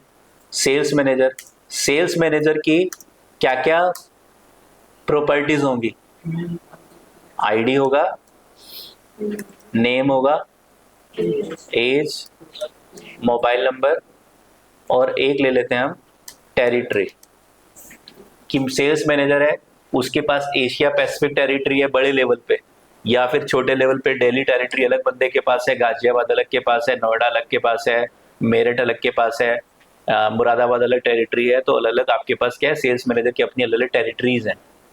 आर यू गेटिंग दिस, ठीक है। ऐसे ही जो ट्रेनर है उसकी क्या क्या ID, name, age, mobile number, comma salary ले लो, कॉमा टेरिटरी ले लो।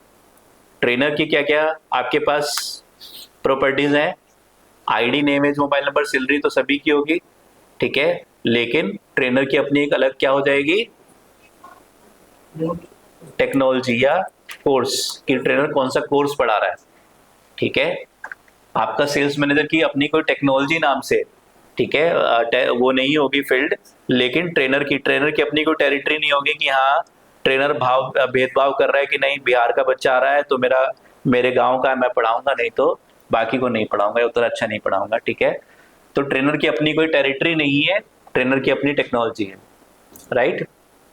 देन डायरेक्टर की अपनी ID, name, age, mobile number, salary directors की भी होती है कंपनीज में, लेकिन उनका अपना एक शेयर भी होता है कंपनी में, कि एक डायरेक्टर है 1% शेयर होल्डर है, दूसरा 2% है, 10% है, या कोई 0% है। आपके पास क्या होते हैं, एक्सटर्नल डायरेक्टर्स भी होते हैं कंपनीज के अंदर। और इसके अलावा डायरेक्टर का अपना जो है, चलो शेयर ही ले लिया आपने, ठीक है। तो इस तरह से हमारे पास क्या है, ये हमने 3 रोल्स बनाए। हमें क्या करना है, इनहेरिटेंस के थ्रू इस प्रोजेक्ट को बनाना है, इनहेरिटेंस के थ्रू इस प्रोजेक्ट को बनाना है। क्या कर सकते हैं हम लोग, थोड़ा सोच के बताओ, क्या कर सकते हैं हम लोग। 3 क्लासेस बनाएंगे, सेल्स मैनेजर, ट्रेनर, डायरेक्टर, इसके अलावा कोई और क्लास भी बन सकती है। एक हम वेरी गुड, ठीक है। क्या नाम है आपका, जानवी, हाँ जी। तो जानवी कह रही है कि हम एक कॉमन क्लास बना ले, कौन सी, एम्प्लॉय क्लास। हर एम्प्लॉय के पास क्या है, ID, name, age, mobile number और सैलरी तो है ही। Are you getting this? तो हमने क्या किया, एक क्लास बनाई एम्प्लॉय, उसके अंदर कंस्ट्रक्टर में क्या बना दिया, 5 variables, ID, name, age, mobile number और सैलरी। और फिर हमने इस पेरेंट के 3 चिल्ड्रन बनाए। कौन कौन से? Sales manager, trainer, director. और उनके कंस्ट्रक्टर में कितने वेरिएबल्स? एक एक वेरिएबल। कौन कौन सा?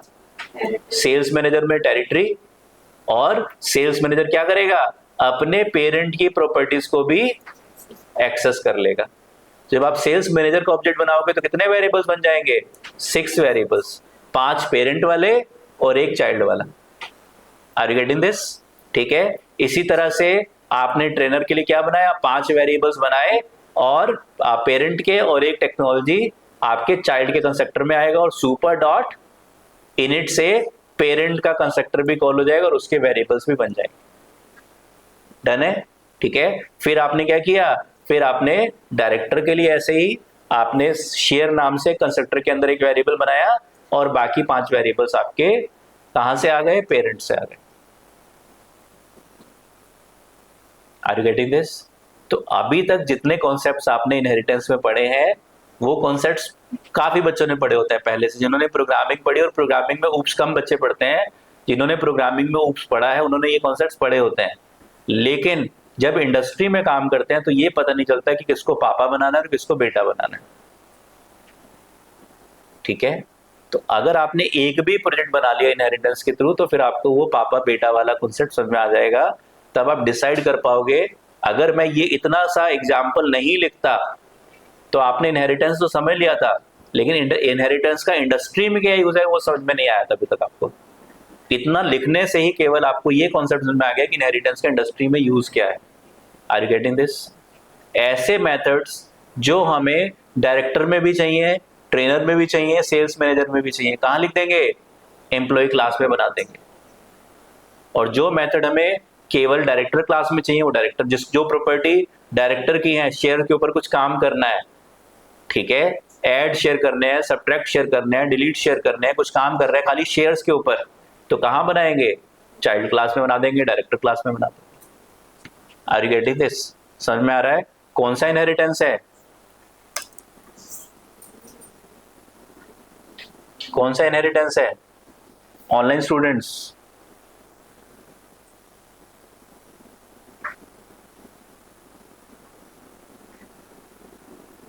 कौन सा इनहेरिटेंस है? हाँ जी, है? ठीक ठीक लगाओ यार। 3-4 क्लासेस बना दी और उसमें पेरेंट चाइल्ड भी बना दिया और सिंगल बनाओगे।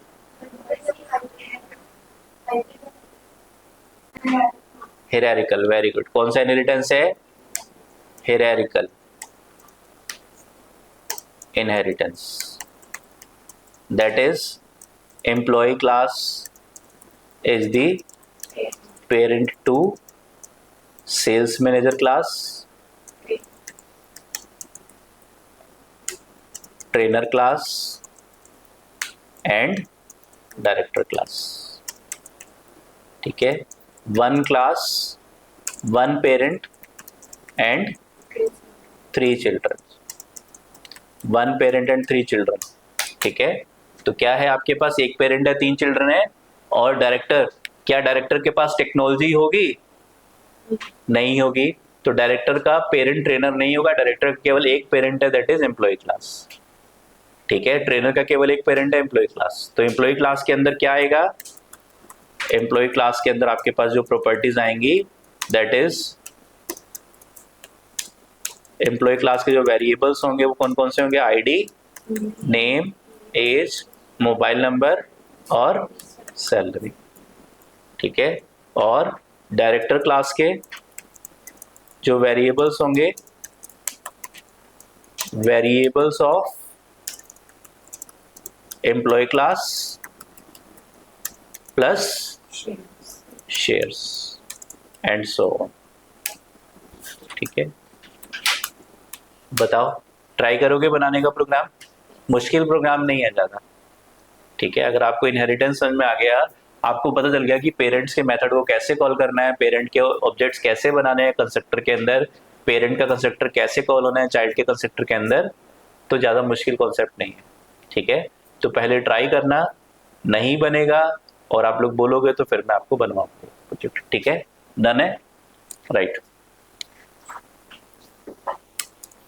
चलिए ठीक है, तो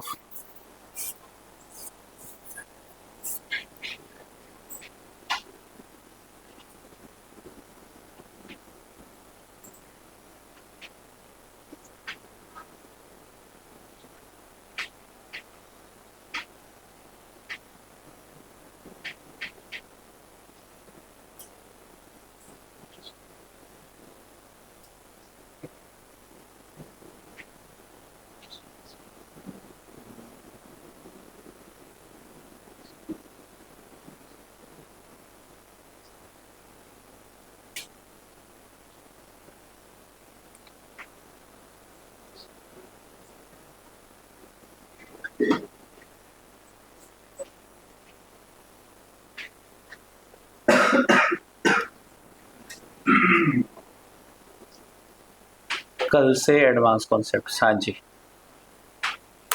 ठीक है। चलो, अमन वाज आस्किंग एक्सेस स्पेसिफायर, ठीक है, इन ओप्स थोड़ा सा टाइम है तो डिस्कस कर लेते हैं।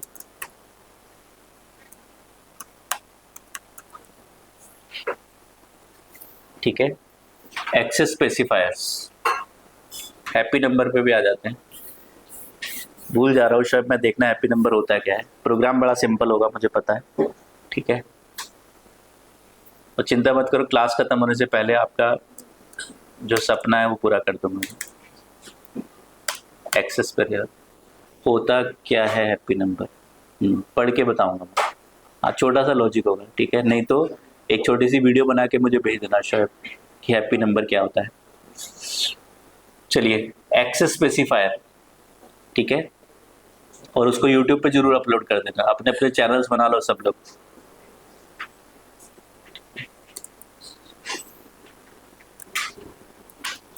प्राइवेट, प्रोटेक्टेड एंड पब्लिक, तीन तरह के हमारे पास एक्सेस स्पेसिफायर्स हैं, प्राइवेट, प्रोटेक्टेड एंड पब्लिक। ठीक है, पब्लिक स्पेसिफायर्स, सबसे पहले पब्लिक ले लेते हैं। चलो, 3 टाइप्स के हैं।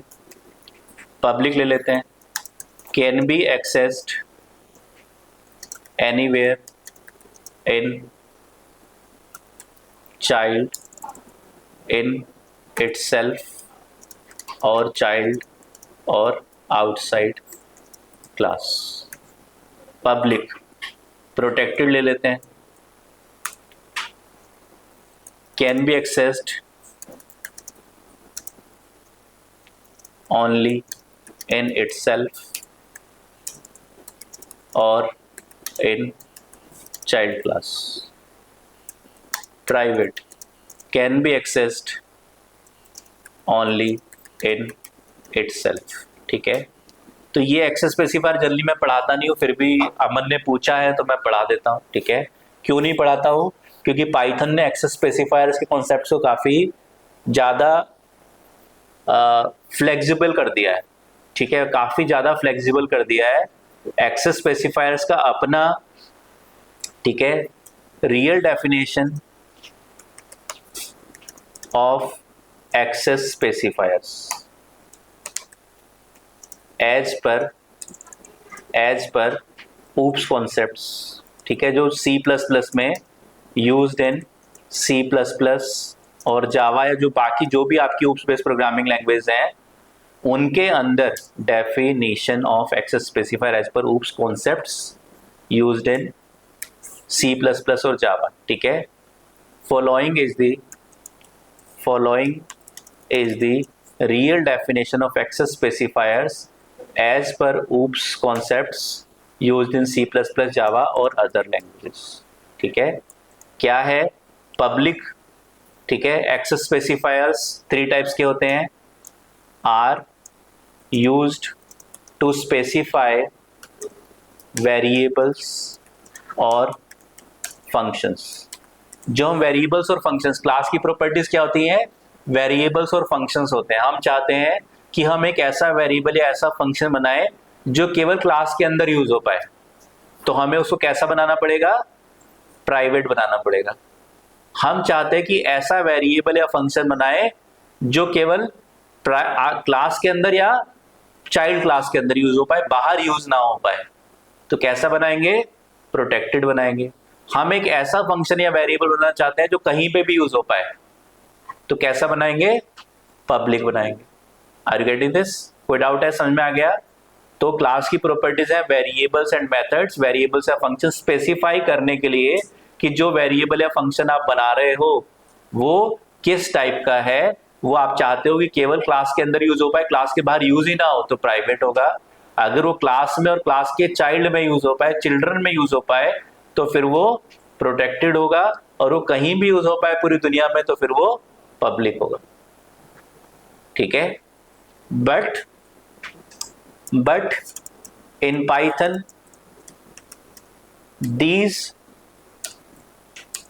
these provisions are made to make three type of identifiers, specifiers। Access का मतलब एक्सेस करना, किसको? वेरिएबल या मेथड को। कहां पे एक्सेस करना चाहते हो? एक्सेसिबिलिटी कहां पे देना चाहते हो? खाली क्लास के अंदर, या क्लास और चाइल्ड के अंदर, या क्लास, चाइल्ड और बाकी दुनिया के अंदर। ठीक है? तो but in Python provisions are made to make three type of access specifiers,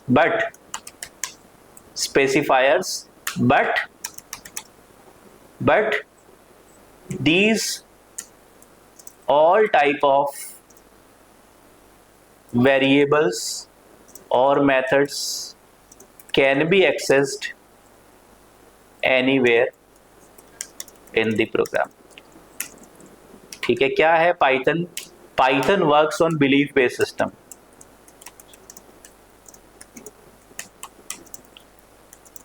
Python belief based system पे काम करता है। क्या कहता है कि आपको अगर पब्लिक वेरिएबल बनाना है, पब्लिक वेरिएबल और मेथड बनाना है, make it directly as we made till now. अभी तक हमने जितने वेरिएबल्स और मेथड्स बनाए थे कैसे थे? पब्लिक थे। हम उनको क्लास के अंदर भी एक्सेस कर पा रहे थे, self dot a, self dot b, child में भी एक्सेस कर पाते थे, और क्लास के बाहर object dot a, object dot b बाहर भी एक्सेस कर पाते थे। ठीक है? तो public make it directly as we made till now. अगर आपको प्राइवेट प्रोटेक्टेड बनाना है, क्या करोगे? ठीक है? Add extra underscore before variable और क्लास नेम। आपने कोई वेरिएबल बनाया, self dot underscore a equals to 5, तो अंडरस्कोर ए क्या बन जाएगा? एक प्रोटेक्टेड वेरिएबल बन जाएगा। आपने ऐड कस्टमर बनाया, आपने क्या किया? Underscore add customer, def underscore add customer, तो अंडरस्कोर ऐड कस्टमर क्या बन गया? एक प्रोटेक्टेड मेथड बन गया। बट पाइथन, ठीक है, सो बट इन पाइथन गीटर और शीटर का कोई ही पब्लिक और गेटर और सेटर होता है बेटा, गीटर और शीटर नहीं। तो बट पाइथन में राइट, हाँ जी, नो इश्यूज। तो गेटर सेटर से हम एक्सेस करते हैं इन मेथड्स और वेरिएबल्स को बाहर से। ठीक है? बाहर से एक्सेस करते हैं। तो एक्चुअली में मैं उस गेटर सेटर तक नहीं जा रहा हूं, मैं आपको खाली प्राइवेट पब्लिक प्रोटेक्टेड का मतलब बता रहा हूं। क्या मतलब होता है कि आप एक्स्ट्रा अंडरस्कोर लगा देते हो क्लास, आप वेरिएबल नेम से पहले, तो वेरिएबल कैसा बन जाता है? प्रोटेक्टेड बन जाता है। ठीक है? But Python says that this extra underscore is just to inform other developers that this is a protected variable। ठीक है? and try not to use it outside outside parent और चाइल्ड क्लास। आप इसको क्लास से बाहर use मत करो। Still if you want to use it, no issues, no issues, use कर लो, कोई बात नहीं, ठीक है, नो इश्यूज, यूज इट, आप इसको यूज कर लो। तो पाइथन बिलीव बेस्ड सिस्टम पे काम करता है। पाइथन क्या कहता है? पाइथन कहता है कि अगर आपने क्लास बनाई किस नाम से? C1 नाम से, इसके अंदर आपने क्या बनाया? कंस्ट्रक्टर बनाया, इसके अंदर आपने self dot underscore a equals to 5। अब ये अंडरस्कोर ए क्या बन गया? प्रोटेक्टेड वेरिएबल बन गया। ठीक है, तो प्रोटेक्टेड वेरिएबल बन गया तो सारे डेवलपर्स को पता है कि एक प्रोटेक्टेड वेरिएबल है। जावा में अगर आप इसको बाहर एक्सेस करना चाहोगे नहीं हो पाएगा, लेकिन पाइथन में आपने क्या किया? ओबीजे इक्वल्स टू C1 और प्रिंट ओबीजे डॉट अंडरस्कोर ए। ओबीजे डॉट वेरिएबल का नाम क्या है? अंडरस्कोर ए है। ओबीजे डॉट अंडरस्कोर ए आपने रन किया तो ये रन हो गया और आपके पास 5 आउटपुट में आ गया। इसी चीज को आप जावा में करोगे तो आपके पास एरर आ जाएगा, ये वेरिएबल एग्जिस्ट नहीं करता, ये प्रॉपर्टी अवेलेबल ही नहीं है। ठीक है, लेकिन पाइथन में क्यों नहीं पढ़ा रहा? मैं पढ़ाता हूं मैं इसको क्योंकि इसका बहुत ज्यादा यूज नहीं है। अब आपको क्या किया, जो एक्चुअली ऊप्स के कॉन्सेप्ट है उसमें पाइथन ने उनको बहुत ज्यादा थोड़ा इधर उधर हिला दिया है। ठीक है, स्पेशली एक्सेस स्पेसिफायर के केस में, कि क्या कह रहा है? बिलीव बेस्ड सिस्टम है, डेवलपर को बता दिया कि एक प्रोटेक्टेड वेरिएबल है, आपको इसको बाहर क्लास की यूज नहीं करना, फिर भी करना चाहते हो कोई बात नहीं, कर लो, आपकी मर्जी है। Are you getting this? ठीक है, नाउ नाउ ठीक है, दूसरा कॉन्सेप्ट क्या? Private. Control C, control C. कौन सा है दूसरा? है प्राइवेट। पब्लिक तो हमने पढ़ा ही है। Add two extra underscores before variable और सॉरी व्हाट नेम? वेरिएबल और फंक्शन नेम। फंक्शन या वेरिएबल नेम से पहले आप 2 एक्स्ट्रा अंडरस्कोर्स लगा दो। ठीक है, फंक्शन नेम 2 एक्स्ट्रा अंडरस्कोर लगा दो। Self dot double underscore equals to 5 क्या बन गया? प्राइवेट वेरिएबल बन गया। ठीक है, बट पाइथन से these extra underscores is just to inform other developers that this is a private variable. ठीक है, and try not to use it outside parent और child class. outside parent class private है तो child में भी use नहीं हो पाएगा। Still if you want to use it, no issues, use it, but you need to follow a different syntax. A different syntax to access it outside. ठीक है, थोड़ी सी और सिक्योरिटी की लेयर तो डाल दी कि अगर आपने अपने प्रोग्राम में क्या किया? अपने प्रोग्राम में एक प्राइवेट वेरिएबल बनाया। प्राइवेट वेरिएबल बनाया, क्या लिखा आपने? Self dot double underscore a equals to 5, तो ये क्या बन गया? प्राइवेट वेरिएबल बन गया। अब आप इसको किसी चाइल्ड में या क्लास से बाहर एक्सेस करना चाहते हो, OBJ dot double underscore a, क्या होगा? एरर आएगा। C1 object has no attribute double underscore a. Control C, C1 object has no attribute double underscore a. ठीक है, तो आपके पास एट्रीब्यूट एरर आ गया। तो आप प्राइवेट वेरिएबल है, बाहर एक्सेस नहीं कर सकते, फिर भी करना चाहते हो तो क्या करो? एक अलग सिंटेक्स यूज कर लो, print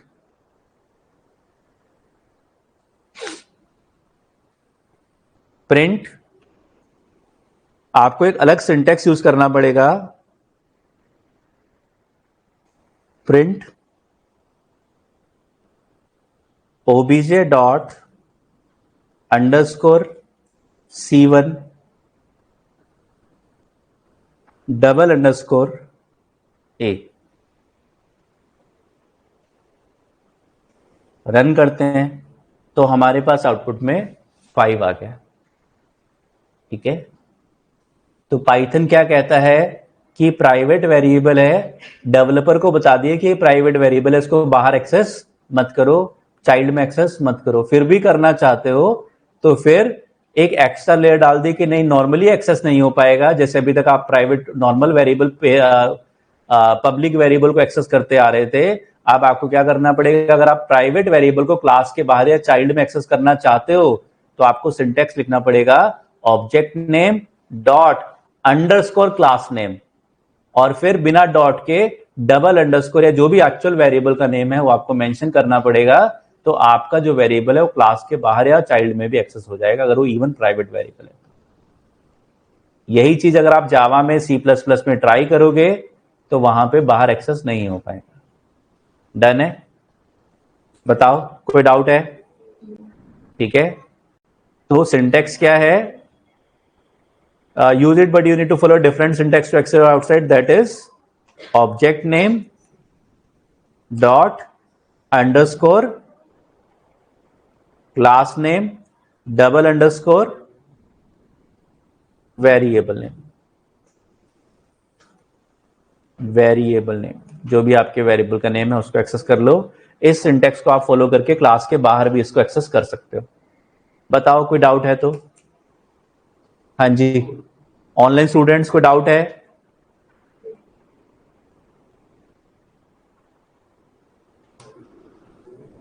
online students, right Shoaib, right Tulsi, ठीक है, राइट, ठीक है। तो this is a brief idea about access specifiers in Python programming language. तो let's call it a day. कल मिलते हैं हम लोग सेम टाइम पे। All the best. प्रैक्टिस कर लेना please. No practice means no learning.